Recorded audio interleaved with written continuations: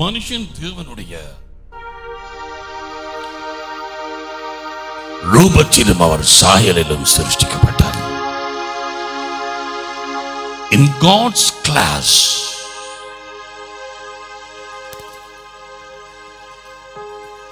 தம்மை போலவே தேவன் சிருஷ்டித்து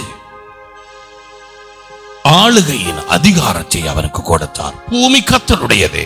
பூமியை ஆளும் அதிகாரம் மனுஷன் மேல் விழுந்த பொறுப்பு. பாவத்தினாலே, முரட்டாட்டத்தினாலே மனுஷன் ஆளுகையை இழந்து போனான், அந்த அதிகாரத்தை இழந்து போனான். ஆனால் ஆளும் அந்த ஆசையை இழக்கவில்லை. He never lost the desire to rule. வல்லமையிலே ஜீவிக்க அவன் சிருஷ்டிக்கப்பட்டான். பாவத்தினால் வல்லமையை இழந்தான். ஆனால் எப்படியோ அந்த வல்லமையிலே ஜீவிக்கும் அந்த ஆசையை அவன் இழக்கவில்லை. அதை தேவனை அவனுக்குள்ளே போட்டு வைத்திருந்தார். To live in the supernatural. ஆனால் இயற்கைக்கு அப்பாற்பட்ட வல்லமை இரண்டு. ஒன்று தேவனுடைய வல்லமை, மெய்யான வல்லமை, நிரந்தரமான வல்லமை, கூடவும் மாட்டாது, குறையவும் மாட்டாது. அடுத்ததாக பிசாசின் வல்லமை, தற்காலிகமானது, பொய்யானது. அவனுடைய அற்புதங்களும் அடையாளங்களும் பொய். தேவனுடைய பிரசன்னத்தை விட்டு அகன்று போன மனிதன், தேவனுடைய பிரசன்னத்தை இழந்து போனவன், இப்பொழுது எப்படி ஆகிலும் அந்த ஆளுகையிலே நான் ஜீவிக்க வேணும், அந்த வல்லமை எனக்கு தேவை என்றே தனக்கு தெரியாத வகையிலே, தனக்கு தெரியாத வழியிலே, குருட்டாட்டத்திலே இருந்து தனக்கு தெரியாத சர்வ வல்லமை உள்ள தேவன் அவரை தேட ஆரம்பித்தான். அதிலேதான் மதங்கள் பிறந்தது. தேவனுக்கும் மதத்துக்கும் சம்பந்தமில்லை. தேவனுக்கும் கிறிஸ்தவம் என்கிற மதத்துக்கும் சம்பந்தமில்லை. தேவன் தம்முடைய பிள்ளைகளை புதிய சிருஷ்டிகள் என்றும், ராஜ்யத்தின் பிரஜைகள் என்றும், ஸ்தானாதிபதிகள் என்றும் அழைக்கிறார். இப்பொழுது தேவனுடைய பிள்ளைகளாய் இருக்கிறோம். ஆசையை இழந்து போகாத மனுஷன் வல்லமையை நாடி சென்றான். அவன் பிடிபட்ட இடம் பிசாஸ். அந்த வல்லமையின் பெயர் மந்திரவாதம், பில்லி சூனியம். வல்லமைக்கு பதிலாக இயங்கும் பிசாசின் வல்லமை. அதை போல நடிக்கும் இந்த தற்காலிக பிசாசின் வல்லமை. பலர் படிபட்டார்கள். உலகம் எங்கும் பெருகிக் கொண்டு போகிறது. இப்படிப்பட்ட வல்லமையில் அகப்பட்ட ஜனங்கள் ஏராளம். சகோதரர்களை, இன்றைக்கு நீங்கள் தேசங்களை அவதானித்து பார்த்தால், கிராமங்கள், பட்டணங்கள், சபைகளை, எத்தனை இடங்களிலே மிக தந்திரமாக இந்த மந்திரவாதம், இந்த பில்லி சூனியம் வேலை செய்கிறது.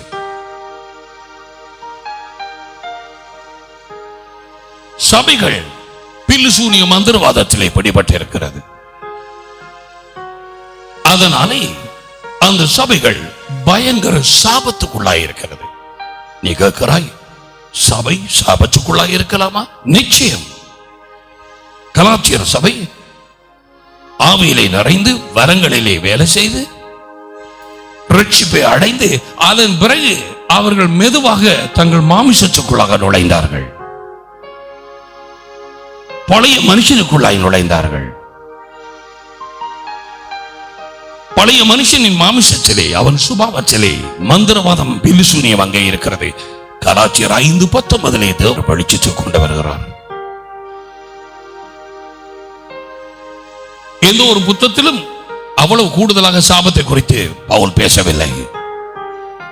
யார் உங்களை மயக்கினது? அந்த விசுவாசிகள் ஒரு நேரத்தில் நன்றாய் இருந்தார்கள். நாளடைவிலே கொஞ்சம் கொஞ்சமாக அவர்கள் ஏதோ குடும்ப பிரச்சனைகளோ அல்லது நாட்டின் பிரச்சனைகளோ அல்லது வேலை பிரச்சனையோ எதுவாயும் இருக்கட்டும், இவர்கள் கொஞ்சம் கொஞ்சமாக பழைய மனுஷனுக்குள்ளே, மாமிசத்துக்குள்ளே, மனம் சித்த உணர்ச்சிகளுக்குள்ளே நுழைய ஆரம்பித்தார்கள். தங்கி இருக்க வேண்டிய அவர்கள் இப்பொழுது தங்கள் பலத்திலே, தங்கள் சிந்தனைகளிலே, தங்கள் உணர்ச்சிகளிலே, தங்கள் சபையின் கட்டளைகளிலே தங்கி இருக்க ஆரம்பித்தார்கள். அதனாலே அவர்கள் சாபத்துக்குள்ளாய் தங்களை உட்படுத்தினார்கள். மாமிச புயவலத்தை நம்பி ஒரு மனுஷன் கர்த்தரை விட்டு தன் இருதயத்தினாலே விலகும் பொழுது சபிக்கப்பட்டவன் என்று அங்கே எழுதி வைத்திருக்கிறார். எரேமியா மூலம் 17ஆம் அதிகாரம் 5ஆம் வசனத்தோட வாசிக்கலாம்.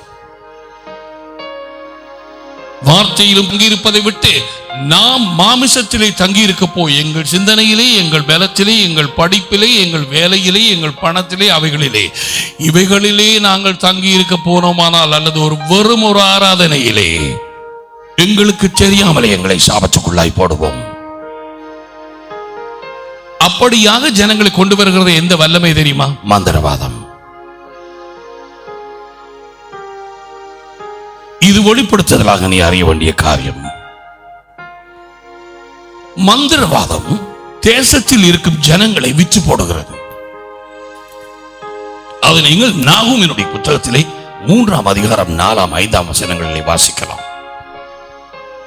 பிள்ளைகளையும் குடும்பங்களையும் கட்டி போட்டு அவைகளை விற்கிறது. இந்த மந்திரவாதம், பில்லிசூனியம் என்கிற இந்த பிசாசின் வல்லமை அரசாங்கங்களுக்குள்ளே பூந்து கொள்கிறது, பாடசாலைகளுக்குள்ளே பூந்து கொள்கிறது. அவைகள் தான் போய் அந்த வேத புத்தகத்தை எடுங்கோன்னு சொல்கிறது. ஜெபத்தை நிப்பாட்டுங்கள். அமெரிக்காவில் இவைகள் எல்லாம் எப்பொழுதும் நடந்தது. அதற்கு பதிலாக பில்லிசூனியம், மந்திரவாதங்கள் இவைகளை குறித்த பாடங்கள் கற்பிக்கப்படுகிறது. நீ யோசிக்கிறாய், ஏன் காரிருள் ஜனங்களை மூடும்? தேவன் இல்லாமல் ஜீவிக்க விரும்பின மனுஷன் ஆரம்பத்திலேயே இன்றைக்கு கடைசி நேரத்திலும் அது அவனை கலைச்சு படிக்கிறது. இயேசு சொன்னார், நான் வரும் பொழுது விசுவாசத்தை காண்பேனோ. அதுக்கு தான் எங்களுக்கு எச்சரிப்பு தேவை. இந்த மந்திரவாதம் வேலை செய்யும் விதம் பலருக்கு உங்களுக்கு தெரியும். வார்த்தைகளுக்கூடாக சாபங்கள், சாப வார்த்தைகள், இழிவான வார்த்தைகள், தகப்பன் தாய்மார் மூலமாக, சகோதரர்கள் மூலமாக, டீச்சர்ஸ் பாடசாலையிலே படிப்பிக்கிறவர்கள் மூலமாக, அல்லது சம் அத்தாரிட்டி அதிகாரத்திலே இருப்பவர்கள், இந்த சாப வார்த்தைகள் எதுவாயும் இருக்கட்டும், அவை அந்த யாருக்கு அது கூறப்படுகிறதோ அந்த நேரத்திலே இருந்து வேலை செய்ய ஆரம்பிக்கும். அந்த வார்த்தைகளுக்கு பின்னாலே அசுத்தாவிகள் வேலை செய்ய ஆரம்பிக்கும். மரணமும் ஜீவனும் நாவின் அதிகாரத்திலே. அதை விரும்புகிறவர்கள் அதை பூசிப்பார்கள். விளையாட்டுக்கு சொன்னேன் என்று சொல்லாதே. எத்தனையோ பேர் பகுதியாக கதைப்பார்கள். இயேசு சொன்னார் மத்தேயு 11:36 ஒரு பகுதியுமே இல்லை. மனுஷர் பேசுகிற ஒவ்வொரு வார்த்தைக்கும் நியாயத்தீர்ப்பு நாளிலே கணக்கு ஒப்புவிக்க வேண்டும். நியாயத்தீர்ப்பு நாள் அவர் வந்ததுக்கு பிறகு அல்ல, இங்கே அந்த அசுத்தாவை முழுவதுமாக உன்னை தாக்கும் அந்த நாளிலே. வாழ்க்கை விரும்புகிறவன் தன் வாயை காத்துக் கொடுக்கிறவன் என்று பேதறி சொன்னான். கவனமாயிரு என்ன பேசுறேன். So it operates through words. வார்த்தைகள் மூலமாக, சாப வார்த்தைகள். இரண்டாவது, இந்த மந்திரவாதம், பில்லிசூனியம், மனுஷன் தேவனுடைய வெளிப்படுத்துதலை அறிவை இழந்தபடியினாலே இப்பொழுது அவன் எப்படியோ நாளைக்கு என்ன நடக்கும், என் பிள்ளைக்கு என்ன வாழ்க்கை, எனக்கு இந்த வேலை கிடைக்குமா, இந்த கல்யாணம் கைகூடுமா, நான் இந்த வீடை வாங்கலாமா, இந்த காரை நான் வாங்கலாமா? இப்படிப்பட்டவர்கள் தெரியாததுனாலே, தேவனுக்கும் அவனுக்கும் இடையிலே நெருங்கிய உறவு அற்று போனதுனாலே, தேவ ஆவியானுடைய வெளிப்படுத்துதல் கிடைக்காததுனாலே, மனிதன் மாமிசத்திலே கூடுதலாக இறங்கி அந்த மாமிசத்திலே இருக்கும், அந்த சுபாவத்திலே இருக்கும் பில்லி சூனிய மந்திரவாதம் என்கிற அந்த நிலைமை, அது அவர்களை மந்திரவாத ஆவியோடு தொடுத்து விடுகிறது. சவுலுக்குள்ளாக மந்திரவாத அந்த சுபாவம் இருப்பதை சாமுவேல் அந்த நேரத்திலே கண்டான். ரெண்டகம் பண்ணுவது பில்லி சூனியத்துக்கு, முரட்டாட்டம் பண்ணுவது விக்கிராராதனைக்கும் ஒப்பா இருக்கிறது என்று சொன்னான். சாமுவேலுக்காக காத்திருக்காத சவுல் காலம் கடந்து போனதே. தேவனிடத்திலே ஜெபம் பண்ணினான். சில சமயத்திலே தேவன் மறுமொழி கொடுக்கவில்லை. என்ன செய்தான்? ஆரம்பத்திலே சொன்னேன், எப்படியாவது நான் அறிய வேண்டும். மந்திரஹாரியின் இடத்திலே போனான். அவனை அங்கே கொண்டு போனது யார்? மந்திரவாத ஆவி, பில்லி சூனியத்தின் ஆவி. இப்படிப்பட்ட இடங்களுக்கு போகிறவர்கள் சபிக்கப்பட்டவர்களாக இருப்பார்கள் மட்டுமல்ல, அவர்களோடு சேர்ந்து போகிறவர்களும், அதிலே ஈடுபடாதவர்களும் அவர்களோடு சேர்ந்து போனால் காணும், அல்லது அவர்கள் போவதற்கு பஸ்ஸுக்கு காசு கொடுத்தால் காணும், அல்லது ஏதோ ஒரு உதவி செய்தால் காணும். You will be under the same curse. இப்பொழுது இந்த நேரத்திலே நான் இதை பேசும் நேரத்திலே பார்க்கிறேன், சிலர் உங்களை நித்திரையாகிறது. இப்ப நான் வேறு ஒரு காரியத்தை குறித்து பேசட்டும். உன் கண்கள் ரெண்டும் திறந்திருக்கு. இது அறியாதவர்கள் சிரிப்பார்கள். ஏன்? அவர்களுக்கு இந்த வெளிப்படுத்தல் இல்லாதபடினாலே. மற்றவர்கள் எஸ் எஸ் உண்மைதான். இந்த வார்த்தையை திருடி போடுவது மந்திரவாத ஆவி. உன் அழைப்பை அறிய முடியாதபடிக்கு உன்னை குருட்டாட்டமாய் வைத்திருப்பது மந்திரவாத பில்லி சூனியத்தின் ஆவி, மந்திர வித்தையின் ஆவி. தேவனுடைய ஜனத்தை விடுவிக்க மோசே அனுப்பின பொழுது அங்கே அவர்களை பிடித்து வைத்திருந்தது மந்திரவாதத்தின் ஆவி. பார்வோனுக்கு பின்னால் இருந்து அவனுக்கு ஆலோசனை கொடுத்தவர்கள் மந்திரவாதம். இப்படிப்பட்டதான சூழ்நிலை முடிவு காலத்தில் பெருகும் என்று சொல்லி ஆவியானவர் 2 தீமோத்தேயு 3 அதிகாரத்தில் எழுதி வைத்திருக்கிறார். ஒன்றிலும் எங்களை தடுமாற எங்களை விடவில்லை. சாட்சனம் பார்க்கிறது, அஞ்சனம் பார்க்கிறது, அப்படி செய்கிறது, இப்படி செய்கிறது, மை போட்டு பார்க்கிறது, அப்படி செய்கிறது, இப்படி செய்கிறது, இவையாவும் செய்து இவர்கள் இந்த மந்திரவாதத்தில் பிடிபடுகிறார்கள், சாபத்துக்குள்ளாய் வருகிறார்கள். சாபங்கள் போகிறவர்களை மட்டுமல்ல, அந்த குடும்பத்தை அழிக்க ஆரம்பிக்கும். அந்த குடும்பத்தோடு மட்டும் நிற்பதல்ல, சந்ததி சந்ததி சந்ததி சந்ததியாய் தொடர்ந்து கொண்டு போகும். சாபம் இருக்கும் இடத்திலே அசுத்தாவிகள் வேலை செய்யும். அந்த அசுத்தாவிகளை துரத்த முடியாது. முதலில் மன்னிப்பு பெற்று சாபத்தை உடைக்க வேணும். அதன் பிறகு இருக்க இடமில்லாமல் அந்த அசுத்தாவிகள் வெளியேறும். ஊழியம் செய்கிறவர்கள் இதை எடுத்துக்கொள். சாபம் இருந்து கொண்டு இருக்கும் நேரத்தில் அந்த அசுத்தாவி போகவே போகாது. வெரி இம்பார்ட்டன்ட், வெரி இம்பார்ட்டன்ட், மிக முக்கியமான காரியம். மூன்றாவதாக இந்த மந்திரவாதம், இந்த வல்லமை, இந்த பில்லி சூனியம் பொருட்கள் கூட வேலை செய்கிறது. பொருட்கள், அந்த பொருட்கள் எதுவாயும் இருக்கலாம்.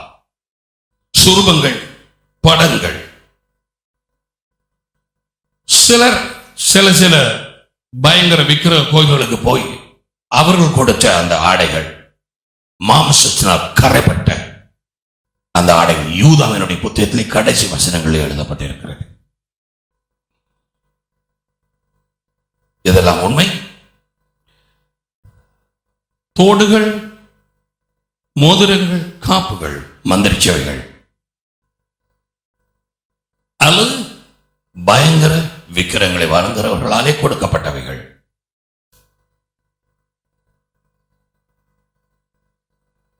மந்திரிச்ச கயிறுகள்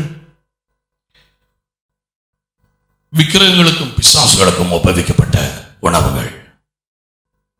அவர்கள் பெருநாட்களிலே அதை செய்து அதை அவைகளுக்கு படைத்து, தேவன் சொல்கிறார் அவைகள் அதை விக்கிரகங்களுக்கு படைக்கவில்லை, அது ஒரு முண்டம், அது ஒரு சுரூபம், ஆனால் அதுக்கு பின்னாலே இருக்கிற அந்த பேய்களுக்கு படைக்கிறார்கள் என்று தேவனுடைய வார்த்தை கூறுகிறார். எதுவும் விளையாட்டாக எழுதப்படவில்லை. சில காரியங்களை வாங்கி சாப்பிட்டிருக்கிறார்கள். இந்த கடந்த எத்தனை வருஷங்களிலே 20 வருடங்களுக்கு மேலாக நான் அவதானித்தது. 20-30 வருஷங்களுக்கு முதல் அந்த பூசாரியோ அது யாரோ அந்த மந்திரிச்சோ என்னவோ செய்ய கொடுத்து அந்த பொருட்கள் வெளியே வர ஆரம்பிக்கிறது. 20 வருஷத்துக்கு பிறகு எது எப்படியா இருந்தாலும் தேவன் மனதுருக்கமுள்ளவராய் இரக்கமுள்ளவராய் இருக்கிறபடியினாலே ஒரு துளி ஒரு ஆட்டம் ஒன்றையுமே உள்ளே விட மாட்டார். கொண்டு போய் எல்லாம் வெளியிலே வருத்தான் வேணும்.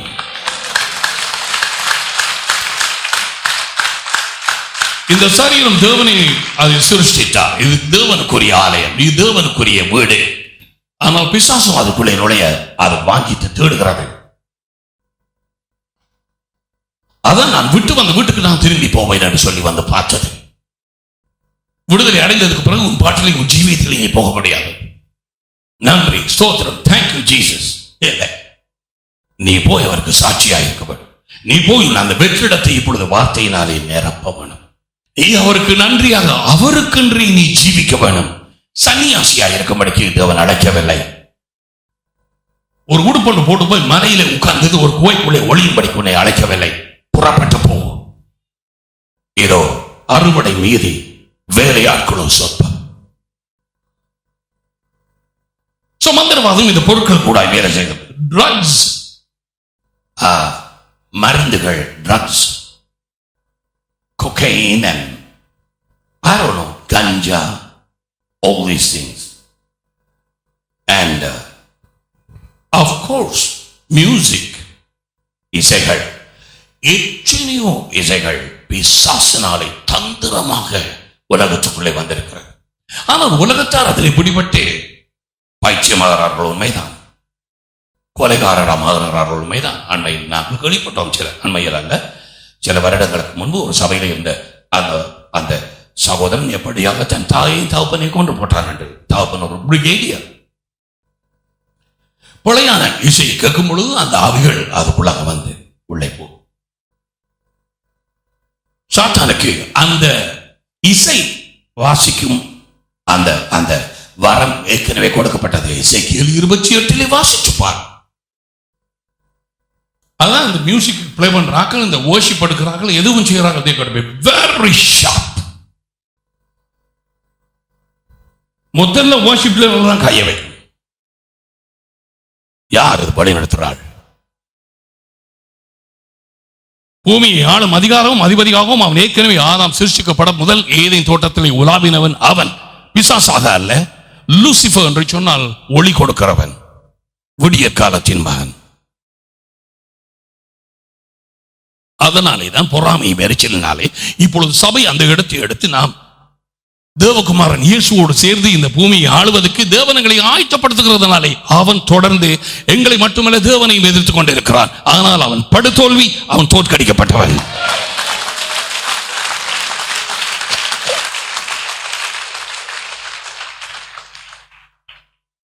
பொருட்களினூடாக இது கிரியை செய்கிறது. இன்றைக்கு மெய்யாகவே நான் ஏற்கனவே அறிந்திருந்தாலும் இப்பொழுது கூட வெளிச்சம் தம்முடைய இரக்கத்தினால் கொடுக்கிறதுனாலே சூனியம் இல்லாத வீடு 100-லே ஒரு 2 எடுக்கலாமா என்று நான் யோசிக்கிறேன். குறிப்பாக இலங்கை குறித்து பேசுகிறேன். நிச்சயமாக வெளிநாடுகள், London, Germany, France and especially Canada மிகவும் கூடத்தானே இருக்கு. ஏனென்றால் அந்த வீடுகள் யார் யார் இருந்து போட்டு போனார்களோ, யார் என்ன நடந்ததோ, சில வீடுகளில் கொலை, அநேகமான வீடுகளிலே விபச்சாரம், அநேகமான வீடுகளிலே களவு, அரசாங்க பணத்தை களவு செய்வது, அதை களவு செய்து இதை கம்பெனியில இருந்து ஏதோ களவு செய்வது, அப்படியானவர்கள் இருந்து போட்டு போனபடினால அந்த வீடு சாபத்துக்குள்ளாக இருக்கும். ஒரு சகோதரி சொன்னால் அன்றைய தினம் வந்து போன ஞாயிறு என் புருஷனை கண்டால் கொல்ல வேணும் போல வருகிறது. எதையாக இருந்தால் எடுத்து தூக்கி முகத்திலே எறிந்து விடுவேன். புருஷனை பார்த்தேன், நீங்கள் கோபிக்கிறது இல்லையா? அவர் சொன்னார், இல்லை, சில நேரம் கோபம் வரும், ஆனா எனக்கு தெரியும் உங்க வருத்தம் என்று சொல்லி சுருக்கமாய் சொன்னால் அவர்கள் சொன்னார்கள், இப்பொழுதுதான் நாங்கள் யாரோ எங்களுக்கு சாபத்துக்குள்ளான வீடும் வளவும் கொடுத்தார்கள். அந்த செய்தியை கேட்டோம். அந்த கூட்டத்துக்கு வரவணும் போல எனக்கு இருந்தது. அந்த சனிக்கிழமை ராத்திரியிலே என் புருஷனிடத்திலே கேட்டேன். புருஷனிடத்திலே கேட்ட பொழுது அவர் விடமாட்டேன் என்று சொன்னார். அவர் பயந்துட்டார். அவர் போய் கடல்ல விழ போறான்னு சொன்னார். ஆனால் உள்ளே ஆண்டவர் சொல்லிக்கிறார், போ போ, அந்த கடற்கரை போ, அந்த கூட்டத்துக்கு போ. அந்த இடத்திலே நாங்கள் அந்த கூட்டத்தை வைத்துக் கொண்டிருந்தோம். உங்களுக்கு சரி, ஆவியானவர் எவ்வளவு இரக்கம் உள்ளவர் என்பதை பாருங்கள். குருடர்களை அவர்கள் தெரியாத பாதையிலே நடத்தி, அவர்கள் அறியாத வழியிலே அவர்களை நடத்தி, கோணலை செவ்வையாக்குவேன், நான் நேராக வைப்பேன். ஏன்? அதற்கென்றே பிதாவாகிய தேவன் இயேசுவை பிரித்தெடுத்தார். அதற்கென்றே அவர் அபிஷேகம் பண்ணப்பட்டார். அவர் இரக்கம் உள்ளவர். கட்டுண்டவர்களுக்கு விடுதலை கொடுக்கவே அவர் ஏற்கனவே அபிஷேகம் பண்ணப்பட்டார். சிறையில் இருக்கிறவர்களை விடுதலை ஆக்குவதற்காக, கட்டுண்டவர்களுக்கு அந்த கட்டுகளை உடைப்பதற்காக நான் உன்னை அபிஷேகம் பண்ணி உம்மை கரத்தை பிடித்து உம்மை தற்காத்து ஜனங்களுக்கு உடன்படிக்கையாகவும் ஜாதிகளுக்கு உம்மை ஒளியாகவும் நான் வைக்கிறேன். அதை மாற்ற முடியாது, மாற்றவே முடியாது. சர்வத்தையும் சிருஷ்டித்த தேவன் அதை ஏற்படுத்தினார். உலகத்தை சிருஷ்டித்த அந்தரத்தில் தொங்க போட்டவர் அவர். ஒருவராக வானங்களை விரித்தவர். இன்றைக்கு அவரே உன்னோடு பேசுகிறார். உன் கட்டுக்களை உடைச்செறிய அவர் ஆயத்தமாக இருக்கிறார். அதனை முதலில் அறிய வேண்டும். Very important. இந்த பில்லு சூனியம் மாந்திரிகம் இவையாவும் பெருகி இது ஏன் எங்களது கிழக்கு பிராந்தியத்தை எடுத்தாலும் இலங்கையில இன்னும் மற்ற இடங்களிலும் நான் நினைத்தேன் சில வழியில் ஒரு மதத்தை தழுவி இருக்கிறவர்கள் தான் இதில் கூடுதலாக ஈடுபட்டிருக்கிறார்கள் என்று. ஆனால் அநேகமாக மற்ற மதத்தில் இருக்கிறவர்களும் இதை பின்பற்றுகிறார்கள். சில சபைகள், some mainline churches, இப்படிப்பட்டவர்களை போய் திருமணத்துக்காக அனுமதிக்கிறார்கள் கல்யாணம் பண்ணிக்கொள்ள. அது மட்டுமல்ல, இவர்களும் அந்த கல்யாணம் நடக்குமா இல்லையா என்று அந்த சாஸ்திரங்களுக்கு அனுமதிக்கிறார்கள். இவர்கள் அங்கு போகிறார்கள். கிறிஸ்தவர்கள் எனப்பட்டவர்கள் வெட்கமான காரியம். ஆனால் இவர்கள் தான் ஏதோ ஒரு கூட்டம் நடக்கட்டும், சுசேஷ கூட்டம், அதை நிற்பாட்டுகிறவர்கள் முதல் ஆக்களாக இருப்பார்கள். இங்கே அவர்கள் சொந்த விசுவாசிகள் பந்தகார இடத்துல போகிறார்கள். அங்கே போய் அந்த அஞ்சனம் பார்க்கிறார்கள், அந்த சாஸ்திரம் பார்க்கிறார்கள், அல்லது ஏதோ சூனியம் செய்கிறார்கள். அதை குறித்து கவலையே இல்லை. எத்தனை பேர் ஆமோதிக்கிற நான் சொல்றது உங்களுக்கு சரியன்னு சொல்லி நீ அவதானித்து பாரு. அழ வேண்டிய காரியம், அழ வேண்டிய காரியம். அதான் அந்த நேரத்தில் இப்படிப்பட்ட ஜனங்கள் இருந்த நேரத்திலே, அந்த நேரத்திலேயும் அந்த சபைகளில் இப்படிப்பட்ட மனுஷர்கள் இருந்தார்கள். இயேசு சொன்னார், நீயும் போக மாட்டாய், போகிறவனையும் விட மாட்டாய் பரலோகத்துக்குள்ளாக. விரியன் பாம்பு குட்டிகளே என்று சொன்னார். எங்களோட பாஷையில் சொல்வார்கள், வைக்கல் பட்டடை நாய். எனக்கு சரியா அவனுடைய அர்த்தம் விளங்கவில்லை. அன்றைக்கு தான் நான் கேள்விப்பட்டேன். அந்த நாய் அந்த வைக்கோலுக்கு மேல படுத்து கிடக்கிறதா. மாடு சாப்பிட வந்து சொன்னா குலைஞ்சி திரட்டி போட்டு பேசாம இருக்கு. தானும் உபயோகிக்காது, மத்தாக்களையும் விடாது. விளங்கினதா? இங்க இருக்கிறாயா? நான் உன்னை நாய் என்று சொல்லவில்லை. தேவனுடைய ஆசீர்வாதங்களை தடை பண்ணுகிறவர்கள், ஆவியானுடைய வழி நடத்துவதை அறியாதவர்கள். இது என்ன நேரம்? தேவன் என்ன செய்து கொண்டிருக்கிறார்? என்ன நடக்கிறது? இஸ்ரவேல் தேசத்துக்கு என்ன நடக்கிறது? இது ஒன்றும் தெரியாம நம்முடைய சொந்த ஜீவியத்தில் ஈடுபட்டிருந்தால் எப்படி இந்த காரிருளை இருந்து தப்பலாம்? காரிருள் ஜனங்களை மூடும். இந்த மந்திரவாதம் பில்சூனியத்தை வச்சு எதை செய்கிறார்கள் தெரியுமா? சில வேளைகளில் குடும்பங்களை பிரிக்கிறார்கள், சில பேரை சேர்க்கக்கூடாதவர்களை சேர்த்து வைக்கிறார்கள். இவை யாவும் மந்திரகாரர்களாலே பிசாசின் வல்லமையை கொண்டு செய்யும் காரியம். இது நிரந்தரமானதல்ல. நான் ஏற்கனவே சொன்னேன், அங்கே வல்லமை இருக்கிறது, ஆனால் அது நிரந்தரம் அல்ல, அதுவும் பொய்.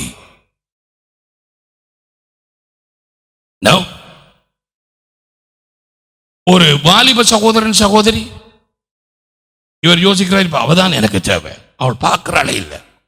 இவர் எங்கேயோ போய் சொல்லுகிறார், இது பைத்தியம், உனக்கு ஏன், உனக்கு சும்மா ஒரு டாபிக் கொண்டு வா, இவர்கள் அங்கு போய் அதை செய்து ஓதி போட்டு கொடுக்கிறார்கள். இந்த பிள்ளை வீட்டில் இருக்காமல் ஒரே ஓட்டமாய் ஓடுகிறது. அங்கே போய் அங்க ஜீவிச்சு அங்கே வயிற்றிலையும் வாங்கியாச்சுது. இப்பொழுது குழந்தை அவன் சொல்லுகிறான் get out. அந்த கல்யாணம் அந்த சேர்ந்த அந்த காரியம் சரி வரவே வராது. போய் கலைத்து பிடிக்கும். எத்தனை இடங்களிலே இப்படி. நேற்றுக்கு கேள்விப்பட்டேன், ஒரு சகோதரனை விரும்பி இருந்தாள். இந்த பெற்றாருக்கு அது விருப்பம் இருக்கவில்லை. உடனடியாக இவர்கள் அந்த பிள்ளைக்கு சூனியம் செய்தார்கள். எத்தனை வயது உங்களுக்கு கேட்டேன்? 26. அதன் பிறகு அவளுக்கு பைத்தியம் எடுக்க ஆரம்பித்தது. நெருப்பு சட்டியை தரையிலே வைத்தார்களாம். இடமெல்லாம் கொண்டு தெரிந்தார்கள். மென்டல் பைத்தியமாக இருக்கிறது. அதுக்கு பிறகு யாரையோ கட்டி வைத்தார்கள். அந்த புருஷன் அவளோட இருக்க மாட்டேன் என்று ஒரே ஓட்டமாக ஓடிவிட்டான். என்ன வாழ்க்கை! நான் அந்த சகோதரி முகத்தை பார்த்தேன். யார் விடுவிப்பார்? அந்த பிள்ளையின் குற்றம் செய்தது. ஒருவரை விரும்புவது குற்றமா? இல்லை. அது எல்லாத்துக்கும் ஒழுங்கு இருக்குது. அதுவும் வார்த்தையை அறிந்த பிள்ளைகளுக்கு. அதுவும் தாய் தகப்பன்மார் ஆண்டவரை அறிந்திருந்தால் நீ அங்காலே இங்காலே விலகவே முடியாது. You got to tell your parents.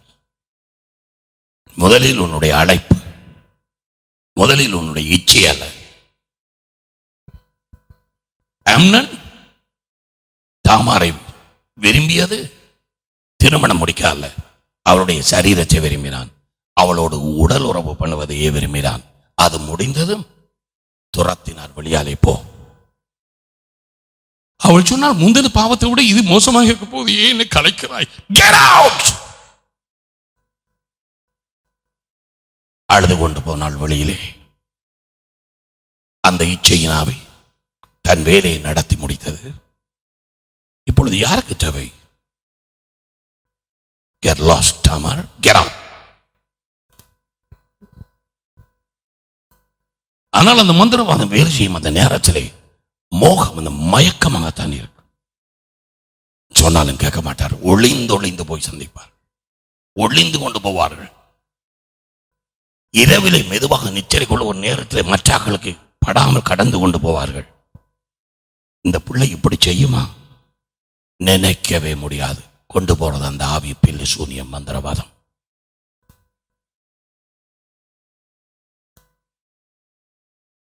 இரவிரவாக வேலை செய்கிறது. இரவில தான் கூட வேலை செய்கிறது நம்ம கேள்விப்பட்டேன். அதுக்காக பலவிதமான சடங்குகள் நடத்தப்படுகிறது இரவில். நான் அதுக்காக சொன்னேன், அந்த ஜப வேலைகளை காத்துக்கொள்ள ஜப வீரர்கள் எழுப்பப்படும். அதிகாரம் பலமையும் தம்முடைய மரணத்துக்கு கூட கொடுத்திருந்த என்று சொன்னால் அதை உபயோகிக்காமல் இருப்பது மடத்தனமான காரியம். எல்லாரும் வந்து கேட்கிறார்கள், அந்த சூனியத்தை உடைக்கிற புத்தகம் இருக்குதான்னு கேட்கிறார்கள். இப்ப சூனியத்தை உடைக்கிற புத்தகம் என்னடா? அதுக்கு பிரதான அறிந்தேன் அரைக்க புத்தகம் உண்டு. Praise the Lord.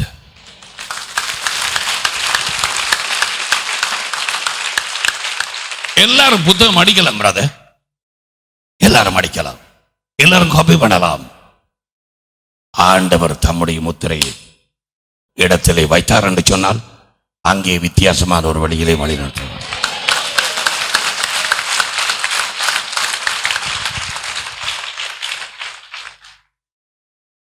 1982 ஆண்டு பிப்ரவரி மாதம் 22ஆம் தேதி ஏறக்குறைய 7 மணி நேரத்திலே தேவன் என்னோடு சகோதரன் டிஜிஎஸ் மூலம் பேசும்பொழுது அவர் சொன்னார், வார்த்தையிலே நான் முத்திரையை போட்டிருக்கிறேன். ஒன்றுமே எனக்கு விளங்கவில்லை. என்ன முத்திரை? எனக்கு வார்த்தை, எனக்கு பிரசங்கம் பண்ணவே தெரியாது. இப்பொழுதும் சரியா தெரியுமோன்னு எனக்கு தெரியாது. ஏதோ அவர் கொடுக்கும் வார்த்தைகளை பேசுவேன். ஆனால் இன்றைக்கு திரும்பி பார்க்கும் பொழுது அவருடைய வசனம் எங்கெங்கெல்லாம் போயிருக்கிறது. எங்கெங்கெல்லாம் அவர் வசனம் வேலை செய்து கொண்டிருக்கிறார். இன்றைக்கு இந்த நேரத்தில் யார் கேட்கிறார்கள், யார் விடுதலை அடைகிறார்கள்? ஒருவருக்கு தெரியும். சகோதரர்களே,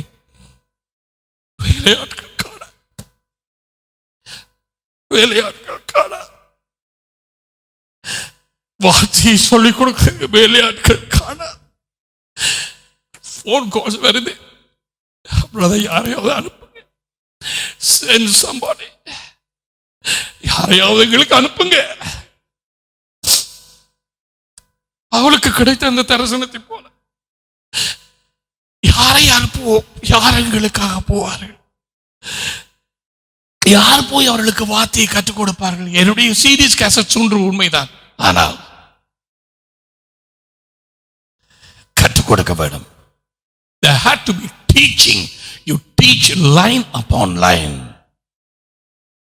கற்பிக்கும் நேரத்திலே வசனத்துக்கு பிறகு வசனம் கற்றுக் கொடுக்க வேணும். பிரசங்கம் பண்றார்கள் அநேகம், அது கிண்டி விடுகிறது. கற்பிக்கும் நேரத்திலே நீ சாப்பிடுகிறாய். See, preaching stirs you up, but teaching you eat your food. You have your meal. சில சமயம் சிலரிலே நோய்களை போடுவதற்காக இந்த மந்திரவாதம் உபயோகிக்கப்படுகிறது. இந்த மந்திரவாதம் பிரிசூனியம். அதன் மூலமாக நோய்களை போடுகிறார்கள், சிலரை கொல்லுகிறார்கள்.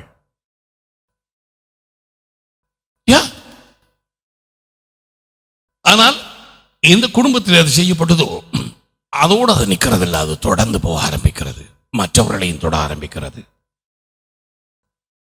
பயப்படாதே, தேவன் எல்லாவற்றுக்கும் ஒரு வழி வைத்திருக்கிறார். அவருக்கு தெரியும் இவை யாவும் இருக்கும் என்று. உலகம் சிருஷ்டிப்பதற்கு முன்பதாக அவர் அறிந்திருக்கிறார் எல்லாவற்றையும்.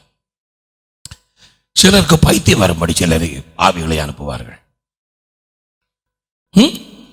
பணத்தை கொடுத்து. சிலர் ஒரு வழக்கு அதிலே வெல்லும்படிக்கு அந்த சூனியத்தை செய்வார்கள், அந்த மந்திரத்தை. இவர்கள் யாருமே மனம் திரும்பி தேவனண்டை சேர்ந்தாலொழிய தப்புவதே இல்லை. தேவன் பயங்கரமாக அதை மறுக்கிறார். வீடு வளவுகளை அபகரித்துக் கொள்ள மந்திரவாதம் செய்யப்படுகிறது. சில சமயம் மாமிசத்தில் இருக்கிற மந்திரவாதம் கூட எழும்பி கிறிஸ்தவர்கள் என பெயர் கொண்டவர்கள் கூட தங்களுக்கு தெரியாமலேயே இந்த பிலிசூனி ஆவியிலே பிடிபட்டு மற்ற சகோதரர்கள் தேவனுடைய குடும்பத்தாரை வழக்குகளிலே கூட கொண்டு போய் ஏற்றுவதற்கு அவளை தயங்க மாட்டார்கள். ஏன்? அவ்வளவு மயக்கம். அதான் பவுல் சேர்ந்தான், கலாச்சியரே, யார் உங்களை மயக்கினது? 3ஆம் அதிகாரத்தை வாசித்து பார். உங்களை மயக்கினவன் யார்? பயங்கரமான சொல். இயேசு கிறிஸ்து உங்களுக்கு முன்பாக பிரத்யேகமாக சிலுவையிலே அறையுண்டு அந்த காட்சி உங்களுக்கு நடந்தது அல்லவா? இப்பொழுது மட்டும் நீங்கள் மாம்சத்துக்குள்ளாக போய் நுழைந்திருக்கிறீர்களே, கட்டளைகளுக்குள்ளே ஜீவிக்கிறீர்களே என்று கடிந்து கொண்டான். சில குடும்பங்களை வீட்டிலே இருந்து எடுத்து போட, வீட்டாலை துரத்த போன்று சொல்லுகிறார்கள். இவர்கள் போகிறதில்லை, உடனே சூனியம் செய்கிறார்கள். இன்னும் சில பழிக்கு பழி வாங்குவதற்காக செய்கிறார்கள். பழிப்பு பழி வாங்கும் அந்த ஆவி பழைய மனுஷன் அந்த சுவாபத்தில் இருக்கிறது. ஒரு சகோதரி சொன்னாலாம், இத்தனை இந்த 2 பேர் 3 பேருக்காகவே நாங்கள் வழக்கு போட்டோம் கோபத்திலே. மந்திரவாதம், பில்லி சூனியம், இந்த ஆவியிலே இவர்கள் ஆபரேட் பண்ணுகிறார்கள் என்று இயங்குகிறார்கள் என்று இவர்களுக்கு தெரியாது. தொலைந்து போன ஒரு காரியம் எடுப்பதற்கு சூனியம் செய்கிறார்கள். புள்ளி ஒன்று உண்டாகுவதற்கு செய்கிறார்கள். அதன் பிறகு பிள்ளையை கொல்லுவதற்கு செய்கிறார்கள். அது என்ன செய்கிறது? அது அந்த சகோதரியோட இருந்து வார பிள்ளைகளை எல்லாத்தையும் அழிச்சு கொண்டு போகுது. 4 மாதமா போச்சு, 8ஆம் மாதமா அதை போச்சு, அங்க அடுத்த வருஷமா அதை போச்சு. அந்த பிள்ளைகளை கொல்லுவதற்கண்டே ஆவிகளுக்கு பெயர் கொடுத்திருக்கிறார்கள். நான் எதை பேசுகிறேன் என்று ஊழியத்திலே ஈடுபட்டிருக்கிறவர்கள் உங்களுக்கு தெரியும். இவை யாவையும் பார்த்து நாங்கள் பயப்படுவதா? ஒரு காலமில்லை. அசைக்க முடியாத தேவனுடைய வார்த்தை, சர்வ வல்லமை உள்ள தேவன் இயேசு கிறிஸ்துடைய இரத்தம், எல்லா நாமங்களுக்கு மேலான அதிகாரம் உள்ள அவருடைய நாமம் எல்லாமே நமக்கு கொடுக்கப்பட்டது. நீங்களே உலகுக்கு ஒளி என்று சொன்னார். பாம்புகளையும் தேள்களையும் மிதிக்கவும் எதிரியின் சகல வல்லமையின் மேலும் நான் உங்களுக்கு அதிகாரம் கொடுக்கிறேன். ஒன்றும் ஒன்றும் உங்களை சேதப்படுத்த முடியாது. அது இயேசுவின் வார்த்தைகள். Now, இவைகளை எல்லாம் செய்யும் பிசாசின் ஊழியர்களும் மந்திரகாரர்களோ யாரோ பூசாரிகளோ மனம் திரும்பாத பட்சத்திலே இவர்கள் புறம்பாக இருப்பார்கள் என்று வெளிப்படையாகவும் இந்த கடைசி அதிகாரத்தில் நீங்கள் வாசித்திருப்பீர்கள். என்றாலும் நான் அதை உங்களுக்கு ஒருக்கா வாசிக்க விரும்புகிறேன். 22:15 நாய்களும் சூனியக்காரரும் நாய்கள் என்று சொன்னால் புறஜாதிகள், சூனியக்காரரும் கொலைபாதகரும் விக்கிர ஆராதனை சொரூபங்களை வணங்குறவர்களும் பொய்யை விரும்பு அதன்படி செய்கிற யாவரும் புறம்பே இருப்பார்கள். இந்த புறம்பான இடம் எது தெரியுமா? நரகம் என்று எங்களுக்கு தெரியும். ஆனால் 47ஆம் அதிகாரத்தை எடுங்கள். ஏசியாவுடைய புத்தகத்திலே 47:13 உன் திரளான யோசனைகளினால் நீ இளைச்சு போனாய். இப்பொழுதும் சாஸ்திரம் பார்க்கிறவர்களும் நட்சத்திரம் பார்க்கிறவர்களும் அமாவாசை கணிக்கிறவர்களும் எழும்பி உனக்கு நேரிடுகிறவர்களுக்கு உன்னை விலக்கி இரட்சிக்கட்டும். ஆண்டவர் சொல்றார், நீதிகளுக்கெல்லாம் போனாய் தானே, நீதிகளில் ஈடுபட்டாய் தானே, நீ ஆக்களுக்கு இந்த கேடுகளை கொண்டு வந்ததானே, உன்னுடைய ஆசீர்வாதத்துக்காக இந்த பிசாசினுடைய வல்லமை உபயோகித்தாய் தானே, இப்பொழுதே உனக்கு வந்திருக்கிற இந்த இதிலே யார் உன்னை விடுவிக்க போகிறார் என்பதை பார்க்க போகிறேன். இதோ அவர்கள் அந்த வேலைகளை செய்தவர்கள் தாளடியை போல இருப்பார்கள். நெருப்பு அவர்களை சுட்டரிக்கும். அவர்கள் தங்கள் உயிரை அக்கினி சுவாலையின் என்று விடுவிப்பதில்லை. அது குளிர்காயத்தக்க தணல் அல்ல, எதிரே உட்காரத்தக்க அடுப்பும் அல்ல. அது முளாசி எரிகிற தேவனுடைய கோபத்தோடு வரும் நரக அக்கினி நெருப்பு. அதுதான் அவர்களுடைய பங்கு. மனம் திரும்பாத நேரத்திலே, மனம் திரும்பாத பட்சத்திலே தான் தேவன் இரக்கமுள்ளவர். அதனாலே இந்த வார்த்தையை கொடுக்கிறார். உன்னை விடுதலையாக்க, உன்னை அவர் குடும்பத்திலே சேர்த்துக்கொள்ள. ஒரு மந்திரகார இடத்துல சொன்னேன், அவர் இயேசுவை ஏற்றுக்கொள்ள மிகவும் மனதாக இருந்தால், ஆனால் மிகவும் தாக்கம் அவருக்கு வந்து பொக்களிப்பான் வந்து அவருக்கு மேலே அள்ளி போட்டு அவ்வளவு பாதிக்கப்பட்டார். அதன் பிறகு நான் அவரிடத்தில் போய் கெஞ்சினேன், நீங்கள் இயேசுவை ஏற்றுக்கொண்டீர்கள், வாங்க, அவர் உங்களை வழி நடத்துவார், பயப்பட வேண்டாம், அவர் குணமாக்குவார். அவர் என்ன சொன்னார், தம்பி 40 வருஷமா நான் அதை கூலியும் செய்கிறேன், அந்த பிசாசுக்கு அது என்ன விடுதே இல்லை, என் பிள்ளைகளை கூட்டிட்டு போப்பா, நான் வரல, என்னை விடு. நீ யாரை சேவிக்கிறாய்? உன்னுடைய நோக்கம் என்ன? எதற்காக இன்றைக்கு வந்தாய்? நீ வார்த்தை கேட்டு பிரயோஜனம் என்ன? நீ நோட்ஸ் எடுத்து பிரயோஜனம் என்ன? ஜனங்கள் செத்துக்கொண்டே போகிறது. குறிப்பாக சொல்கிறேன் சகோதரர்களை, மனம் விட்டு இலங்கையில் சூரியத்துக்குள்ளாக கிடந்த நலியும் உதவுவார் இல்லாமல், விடுதலை கொடுப்பார் இல்லாமல் இருந்து நோயிலும் மரணத்திலும் குடும்ப பிரிவினையிலும் வேலையில்லா திண்டாட்டத்திலும் பணம் தங்குவதே இல்லை, இப்படியான சூழ்நிலைகளிலே இருந்து அவதிப்படுகிறவர்கள் தான் எத்தனை. எங்கே விடுதலை? யார் விடுதலை கொடுப்பார்கள்? ஒன்றுமே தெரியாது. சபைகள் ஆடல் பாடலிலே இருக்கிறது, ஆராதனை ஆராதனை. உலகெங்கும் ஒரு காரியம் மட்டும் அறிந்து கொள், we are living in a hurting world. மனமுடைந்து கண்ணீரோடு இருக்கும் ஒரு உலகத்திலே ஜீவிக்கிறோம். உன்னுடைய சந்தோஷத்திலே நீ மூழ்கிவிட. எல்லாருடைய கண்ணீரும் நிரந்தரமாக இப்பொழுது துடைக்கப்பட மாட்டாது. அதுக்கு இயேசு கிறிஸ்து வரத்தான் வேண்டும். அவர் வந்தே தீருவார்.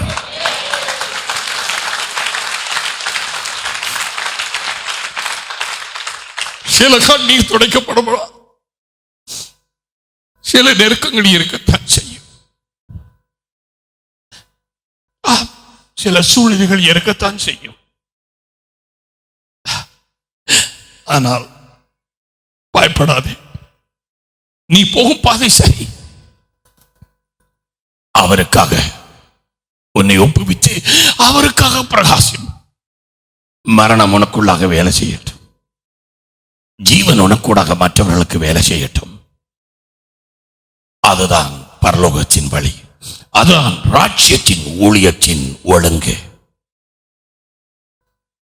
சகோதரர்களே, இப்படிப்பட்டதான இந்த நிலைமை நமது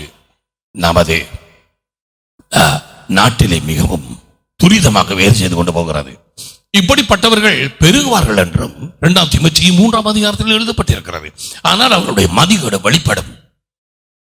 மோசேக்கு முன்பாக எதிர்த்த மந்திரவாதிகளினுடைய மதிகேடு வெளிப்பட்ட மாதிரி நிச்சயம் வெளிப்படும்.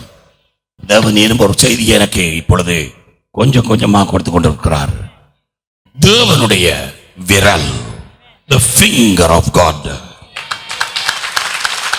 அது சீக்கிரம் வருகிறது. The finger of God. Now, யாத்ராகமம் 22ஆம் அதிகாரம் 18ஆம் வசனத்திலே மந்திரகாரியை உயிரோடு வைத்திருக்காதே என்று தேவன் சொன்னார் இஸ்ரவேல் ஜனத்துக்கு. அது ஏன் சொல்லுகிறேன் என்றால், எவ்வளவு கோபமாக அவர் இருக்கிறார் என்பதை காண்பித்து. Do not permit, மந்திரகாரியை உயிரோடு வையாதே. உபாகமம் 18ஆம் அதிகாரம், உபாகமம் 18:10. தன் மகனையாவது தன் மகளையாவது நெருப்புக்கு மேலே நடக்க பண்ணுகிறவனும், சாஸ்திரம் சொல்லுகிறவனும், நாள் பார்க்கிறவனும், அஞ்சனம் பார்க்கிறவனும், சூனியக்காரனும், மந்திரவாதியும், சன்னதக்காரனும், மாய விச்சக்காரனும், செத்தவர்களிடத்திலே குறிகாக்கிறவனும் உங்களுக்குள்ளே இருக்க வேண்டாம். இப்படிப்பட்டவைகளை செய்கிறவன் எவனும் கர்த்தருக்கு அருவருப்பானவன். இப்படிப்பட்ட அருவருப்புகளின் நிமித்தம் உன் தேவனாய கர்த்தர் அவர்களை உன் முன்னின்று துரத்தி விடுகிறார். உன் தேவனாய கர்த்தருக்கு முன் நீ உத்தமனாய் இருக்க கடவாய். தேவனுடைய அசைக்க முடியாத வார்த்தை. அவர் மாறாதவர். இன்றைக்கும் அவர் இந்த வார்த்தைகளை அசைக்க முடியாத வார்த்தைகளாகவே வைத்திருக்கிறார். ஏசாயாவினுடைய புத்தகம் 47ஆம் அதிகாரத்திலே குறிப்பாக ஒரு மந்திரவாத ஒரு ஆவியினால் ஆவிக்கு பேசுகிறார் ஆண்டவர். கடும் சொற்களாலே பேசுகிறார். இது ஒரு மந்திரவாத ஆவி. இந்த ஆவி ஒரு பெண்ணினுடைய பாலை எடுத்திருக்கிறது. A feminine gender. ஒரு பொம்பளையாக தன்னை ஜனங்களுக்கு காண்பிக்கிறது. இதை குறித்து என்ன கடுமையான சொல்லை பேசுகிறார் என்பதை பாரு. இது பில்லிசூனிய மந்திரவாதம். பபிலோன் குமாரத்தி ஆகிய கன்னிகையே, நீ இறங்கி மண்ணிலே உட்காரு. கல்தீயரின் குமாரத்தி தரையிலே உட்காரு. உனக்கு சிங்காசனம் இல்லை, நீ செட்டுக்குக்காரையும் சுக செல்வியும் என்று இனி அழைக்கப்படுவதில்லை. ஏந்திரத்தை எடுத்து மாவரை உன் முக்காடை நீக்கிவிடு. இது முக்காடு போட்டுக்கொண்டு தெரியுது. அப்படியே ஜனங்களுக்கு காண்பிக்குது இந்த அசுத்தாவி. சபையிலே முக்காடு ஓடுகிறவர்களை குறித்து நான் பேசவில்லை, ஆண்டவரும் பேசவில்லை. இது மந்திரவாத பில்சூனியாவை தன்னை மறைத்துக் கொண்டு தெரிகிறது. வருங்காலம் அம்மனத்தொடையுமாய் ஆறுகளை கடந்து போ. உன் நிர்வாணம் வெளிப்படும், உன் வெட்கம் காணப்படும். நான் ஒருவனையும் பாராது நீதியை சரி கட்டுவேன். எவ்வளவு கோபமாய் தேவன் பேசுகிறார். பொம்பளையாக தன்னை நடிக்கும் இந்த பிலிசூனிய மந்திரவாதாவை எத்தனை பேர் இதிலே பிடிபடுகிறார்கள், பிடிபட்டுக் கொண்டிருக்கிறார்கள். எங்கள் மீட்பருடைய நாமம் இஸ்ரவேலின் பரிசுத்தராகிய சேனைகளின் கர்த்தர் என்பது. கல்தீயரின் குமாரத்தியே, நீ அந்தகாரத்துக்குள் இருளுக்குள்ளாக பிரவேசித்து மௌனமாக உட்காரு. நீ நிராட்சியங்களின் நாயகி என்று அழைக்கப்படுவதில்லை. நான் என் ஜனத்தின் மேல் கடும் கோபம் அடைந்து என் சுதந்திரத்தை பரிசுத்த குலைச்சலாக்கி அவர்களை உன் கையிலே ஒப்புக் கொடுத்தேன். நீயோ அவர்கள் மேல் இரக்கம் வையாமல் முதிர் வயது உள்ளவர்களின் மேல் உன் நுகத்தை மகா பாரமாக்கி என்றென்றைக்கும் நாயகியாய் இருப்பேன் என்று சொல்லி இந்த காரியங்களை இதுவரைக்கும் உன் மனதிலே வையாமலும் அதன் முடிவை நினையாமலும் இருந்தார். தேவன் பேசுகிறார். பில்லு சூனிய மந்திரவாதியாக நடிக்கும் ஒரு பொம்பளாவை தன்னை பொம்பளையாக காண்பிக்கிறது, மறைந்து கொண்டு தெரிகிறது, முக்காடு போட்டுக் கொண்டு தெரிகிறது, பொய்யான அற்புதங்களையும் கேடான செயல்களையும் செய்து கொண்டு தெரிகிறது. நேரடியாக பேசுகிறார். இப்பொழுதும் சுக செல்வியே, விசாரம் இல்லாமல் வாழ்கிறவளே, நான் தான், என்னை தவிர ஒருவரும் இல்லை, நான் விதவையாவதில்லை, நான் சந்தானத்தை சேதத்தை அறிவதில்லை என்று உன் இருதயத்தில் சொல்லுகிறவளே, நான் சொல்கிறதை கேள். தேவன் பேசுகிறார், கேள். அவர் அந்த ஆவியோடு பேசுகிறார். சந்தானத்தை சேதமும் விதவையாய் இருப்புமாகி இவ்விரண்டும் உனக்கு சடிதியாய் ஒரே நாளிலே வரும். அதாவது நீ பிள்ளைகள் என்று வைத்திருக்கிற அந்த ஜனங்கள், அந்த பிள்ளைகளை ஒரே நாளிலே நான் பறித்தெடுப்பேன் உன்னிடத்திலே இருந்து. Praise the name of Jesus.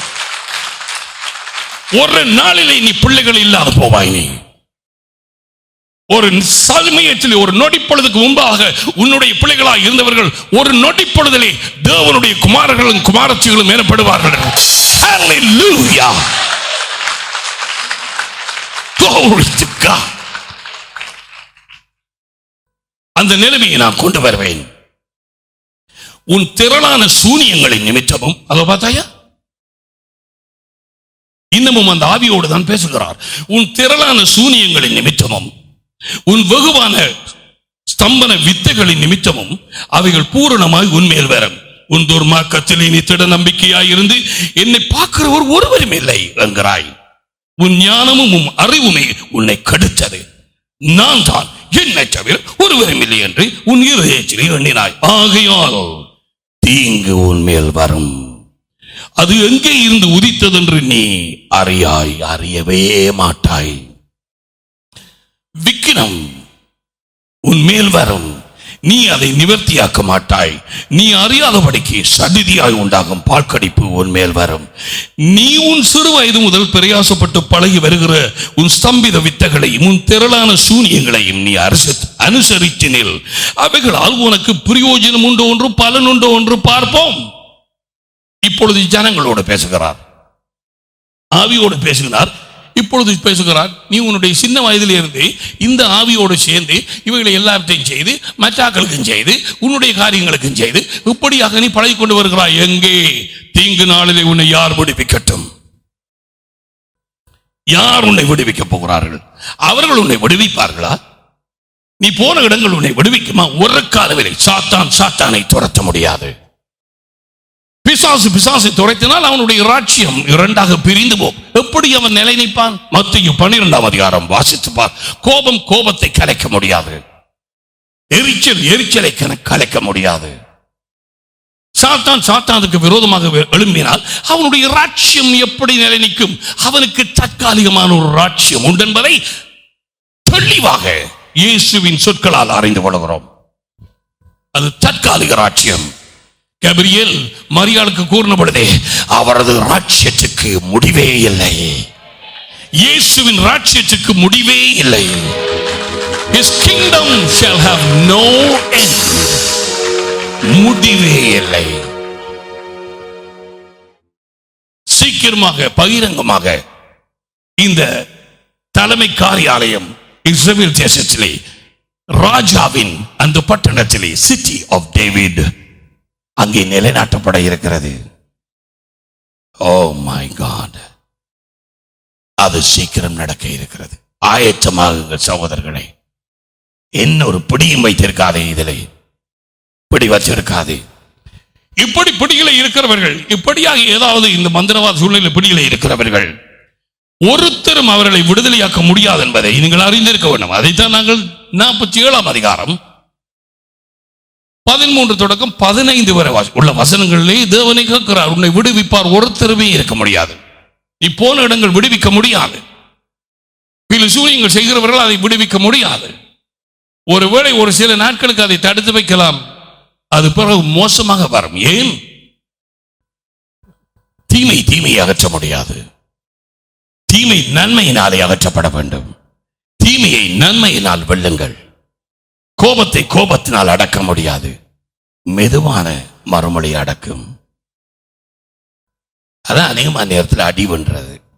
வாயை திறந்து 42ஆம் அதிகாரத்திலே இப்பொழுது தேவன் சொன்னபடி சில வசனங்களை நான் வாசிக்கப் போகிறேன். தொடர்ந்து வாசித்துக் கொண்டே போவேன். இவை இந்த சொற்கள் வீடுகளிலே போடப்பட்டு அதை கேட்கப்படும் பொழுது பல காரியங்கள் கூடுதலாக வெளியேற போகிறது. சொல்லப்போனால் மீட்கப்பட்டோர் இதை சொல்லட்டும், அதனுடைய ஒரு சிறிய ஒரு கிளை என்றை சொல்லலாம். இதோ நான் ஆதரிக்கிற என் தாசன், நான் தெரிந்து கொண்டவரும் என் ஆத்மாவுக்கு பிரியமானவரும் இவரே. என் ஆவியை அவர் மேல் அமர பண்ணினேன். அவர் புறஜாதிகளுக்கு நியாயத்தை வெளிப்படுத்துவார். அவர் சத்தம் போட மாட்டார். தம்முடைய சத்தத்தை உயர்த்தவும் அவர் வீதியிலே கேட்கப்படவும் பண்ண மாட்டார். அவர் நெறிந்த நாணலை முறியாமலும் மங்கி எரிகிற திரிய அடையாமலும் நியாயத்தை உண்மையாக வெளிப்படுத்துவார். அவர் நியாயத்தை பூமியிலே நிலைப்படுத்த மட்டும் இளக்கரிப்பதும் இல்லை, பதறுவதும் இல்லை. அவருடைய வார்த்தைக்கு தீவுகள் காத்திருக்கும். வானங்களை சிருஷ்டித்து அவைகளை விரித்து பூமியையும் அதிலே உற்பத்தியாகிறவைகளையும் பரப்பினவரும் அதில் இருக்கிற ஜனத்துக்கு சுவாசத்தையும் அதில் நடமாடுகிறவர்களுக்கு ஆவியையும் கொடுக்கிறவருமாய கர்த்தராகிய தேவன் சொல்லுகிறதாவது, நீர் குருடர்களுடைய கண்களை திறக்கவும் கட்டுண்டவர்களை காவலில் இருந்தும் இருளில் இருக்கிறவர்களை சிறைச்சாலையில் இருந்து விடுவிக்கவும் கர்த்தராகிய நான் நீதியின்படி உம்மை அழைத்து உம் கையை பிடித்து உம்மை தற்காத்து உம்மை ஜனத்துக்கு உடன்படிக்கையாகவும் ஜாதிகளுக்கு ஒளியாகவும் வைக்கிறேன். நான் கர்த்தர், இது என் நாமம். என் மகிமை வேறொருவனுக்கும் என் துதியை விக்கிரகங்களுக்கும் கொடை. கர்த்தர் பராக்கிரமசாலியை போல் புறப்பட்டு யுத்த வீரனை போல வைராக்கியம் உண்டு முழங்கி கர்ச்சித்து தம்முடைய சத்துருக்களை மேற்கொள்ளுவார். நான் வெகுகாலம் மௌனமாயிருந்தேன், சும்மா இருந்து எனக்குள்ளே அடக்கி கொண்டிருந்தேன். இப்பொழுது பிள்ளை பெறுகிறவளைப் போல சத்தமிட்டு அவர்களை பாழாக்கி விழுங்குவேன். நான் மலைகளையும் குன்றுகளையும் பாழாக்கி அவைகளில் உள்ள பூண்டுகளை எல்லாம் வாட பண்ணி ஆறுகளை திட்டுக்களாக்கி ஏரிகளை வற்றி போக பண்ணுவேன். குருடர்களை அவர்கள் அறியாத வழியிலே நடத்தி அவர்களுக்கு தெரியாத பாதைகளில் அவர்களை அழைத்து கொண்டு வந்தேன். அவர்களுக்கு முன்பாக இருளை வெளிச்சமும் கோணலை செவ்வியுமாக்குவேன். இந்த காரியங்களை நான் அவர்களுக்கு செய்து அவர்களை கைவிடாதிருப்பேன். சித்திர வேலையான விக்கிரகங்களை நம்பி பார்ப்பிக்கப்பட்ட சுரூபங்களை நோக்கி நீங்கள் எங்கள் தேவர்கள் என்று சொல்லுகிறவர்கள் பின்னடைந்து பின்வாங்கி மிகவும் வெட்கப்படுவார்கள். நானே அவர் என்று நீங்கள் உணர்ந்து என்னை அறிந்து விசுவாசிக்கும்படிக்கு நீங்களும் நான் தெரிந்து கொண்ட என் தாசனும் எனக்கு சாட்சிகளாய் இருக்கிறீர்கள் என்று கர்த்தர் சொல்லுகிறார். எனக்கு முன் ஏற்பட்ட தேவன் இல்லை, எனக்கு பின் இருப்பதும் இல்லை. நானே கர்த்தர், என்னை அல்லாமல் இரட்சகர் இல்லை.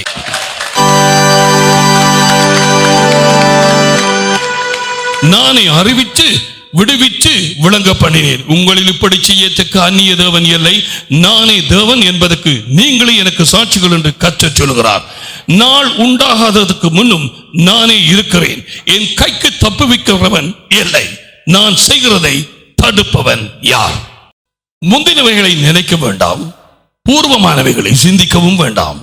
இதோ நான் புதிய காரியத்தை செய்கிறேன், இப்பொழுது அது தோன்றும். நீங்கள் அதை அறியீர்களா? நான் வனாந்திரத்திலே வழியையும் அவாந்திர வழியிலே ஆறுகளையும் உண்டாக்குவேன். நான் தெரிந்து கொண்ட என் ஜனத்தின் தாகத்துக்கு வனாந்திரத்திலே தண்ணீர்களையும் அவாந்திர வழியிலே ஆறுகளையும் உண்டாக்குவேன். காட்டு மிருகங்களும் வலிச்சற்பங்களும் கோட்டான் குஞ்சுகளும் என்னை கனம் பண்ணும். இந்த ஜனத்தை எனக்கென்று ஏற்படுத்தினேன், இவர்கள் என் துதியை சொல்லி வருவார்கள்.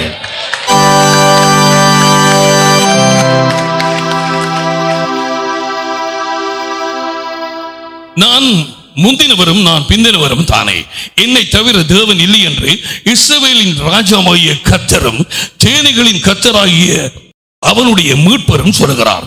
பூர்வ காலத்து ஜனங்களை நான் ஸ்தாபித்து முதற்கொண்டு என்னை போல எதையாவது வரவழைத்து இன்னதென்று முன் அறிவித்து எனக்கு முன்னே வரிசையாக நிறுத்தத்தக்கவன் யார்? நிகழ்காரியங்களையும் வருங்காலங்களையும் தங்களுக்கு அவர்கள் அறிவிக்கட்டும். நீங்கள் கலங்காமலும் பயப்படாமலும் இருங்கள். அக்காலம் முதல் கொண்டு நான் உனக்கு அதை விளங்க பண்ணினதும் முன் அறிவித்ததும் இல்லையோ? இதற்கு நீங்களே என் சாட்சிகள். என்னை தவிர தேவன் உண்டா? வேறு ஒரு கண்மனையும் இல்லை, ஒருவனையும் நான் அறியேன். உன் மீட்பெரும் தாயின் கற்பத்திலே உன்னை உருவாக்கினவருமாய கர்த்தர் சொல்கிறதாவது, நானே எல்லாவற்றையும் செய்கிற கர்த்தர். நான் ஒருவராய் வானங்களை விரித்து நான் பூமியை பரப்பினவர். நான் கட்டுக்கதைக்காரரின் குறிகளை அபத்தமாக்கி குறி சொல்லுகிறவர்களை நிர்மூடராக்கி ஞானிகளை வெட்கப்படுத்தி அவர்கள் அறிவை பைத்தியமாக பண்ணுகிறவர். நான் என் ஊழியக்காரரின் வார்த்தையை நிலைப்படுத்துகிற தேவனாயிருக்கிறேன். என் ஸ்தானாதிபதிகளின் வார்த்தையை நிரூபிக்கிறவராக இருக்கிறேன். நானே கர்த்தர், வேறு ஒருவர் இல்லை. என்னை தவிர தேவன் இல்லை. என்னை தவிர ஒருவரும் இல்லை என்று சூரியன் உதிக்கிற திசையும் அது அஸ்தமிக்கிற திசையிலும் அறியப்படும்படிக்கு நீ என்னை அறியாதிருந்தும் நான் உனக்கு இந்த இடையை கட்டினேன். நானே கர்த்தர், வேறு ஒருவரும் இல்லை. நான் பூமியை உண்டு பண்ணி நானே அதன் மேல் இருக்கிற மனுஷனை சிருஷ்டித்தேன். என் கரங்கள் வானங்களை விரித்தன, அவைகள் சர்வசேனையும் நானே ஒருவராக கட்டளையிட்டேன். வானங்களை சிருஷ்டித்து பூமியை வெறுமையாயிருக்க சிருஷ்டியாமல் அதை குடியிருப்பதற்காக செய்து படைத்து அதை உருவேற்படுத்தின தேவனாகிய கர்த்தர் சொல்கிறதாவது, நானே கர்த்தர், வேறு ஒருவரும் இல்லை. நானே கர்த்தர், வேறு ஒருவரும் இல்லை. வேறு ஒரு தெய்வம் உனக்கு உண்டாயிருக்க தேவையில்லை. நான் ஒருவரை இரட்சகர், என்னை தவிர வேறு ஒருவரும் இல்லை என்று சேனைகளின் தேவனாகிய கர்த்தர் இதோ உனக்கு கூறுகிறார். நீங்கள் தெரிவிக்கும்படி சேர்ந்து ஏகமாய் யோசனை பண்ணுங்கள். இதை பூர்வகாலம் கொண்டு விளங்க பண்ணி அந்த நாள் தொடக்கி இதை அறிவித்தவர் யார்? கர்த்தராகிய நான் அல்லவா? நீதிபரரும் இரட்சகருமாகிய என்னை அல்லாமல் வேறு ஒரு தேவன் இல்லை. என்னை தவிர வேறு ஒருவரும் இல்லை. பூமியின் எல்லையெங்கிலும் உள்ளவர்களே, எல்லா இடத்திலும் உள்ளவர்களே, என்னை நோக்கி பாருங்கள், அப்பொழுது விடுதலையாக்கப்படுவீர்கள். நானே தேவன், வேறு ஒருவரும் இல்லை. முழங்கால் யாவும் எனக்கு முன்பாக முடங்கும், நாவுகள் யாவும் முன்னிட்டு ஆணையிடும் என்று நான் என்னை கொண்டே ஆணையிட்டு இருக்கிறேன். இந்த நீதியான வார்த்தையின் வாயிலே இருந்து புறப்பட்டது இன்று புறப்படுகிறது, இது மாறுவதில்லை என்று கர்த்தர் சொல்கிறார்.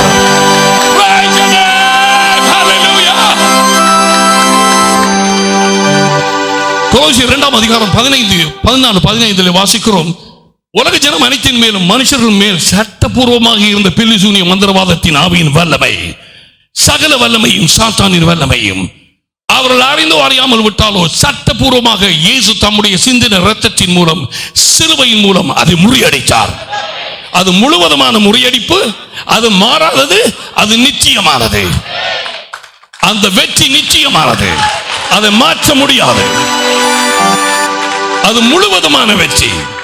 உனக்காக எனக்காக அந்த சிலுவையின் கூடாக, அந்த சிந்திய இரத்தத்தை கூடாக இந்த நேரம் இந்த செய்தியை நீ வீட்டிலே கேட்கும் பொழுதே அங்கே புதைந்து இருக்கிற எதுவாக இருக்கட்டும், அங்கே மறைந்திருக்கிற எதுவாக இருக்கட்டும், எந்த வேலையிலோ எந்த வாசலிலோ எந்த இடத்துல இயேசுவின் நாமத்திலே அந்த வல்லமை உடைக்கப்படத்தான் விடும். இயேசுவின் நாமத்திலே அது வெளியே வரத்தான் விடும். இயேசுவின் நாமத்திலே அந்த பிள்ளை வரத்தான் விடும். பிசாசின் கிரியைகளை அழிக்கவே தேவகுமார் இந்த உலகுக்கு வந்தார். அவர் சொன்னார், நான் மௌனமாக இருந்து களைத்து போனேன், இப்பொழுது நான் என் எதிரிகளை விழுங்குவேன். எப்படி மோசையினுடைய அந்த கோல் எல்லா மந்திரவாதிகளுடைய அந்த பாம்புகளையும் விழுங்கியதோ அதே விதமாக தேவனுடைய கோலாகிய இந்த தேவனுடைய வார்த்தை, இந்த தேவனுக்கு வேற்றுகள் பைபிளுக்கு மேல கற்றுவாங்க சொல்லு, இந்த கோல் இதுதான் நித்திய அதிகாரம். இது எல்லா வல்லமைகளையும் தேவர் மூலம் மேற்கொண்டே தீரும். Praise the Lord.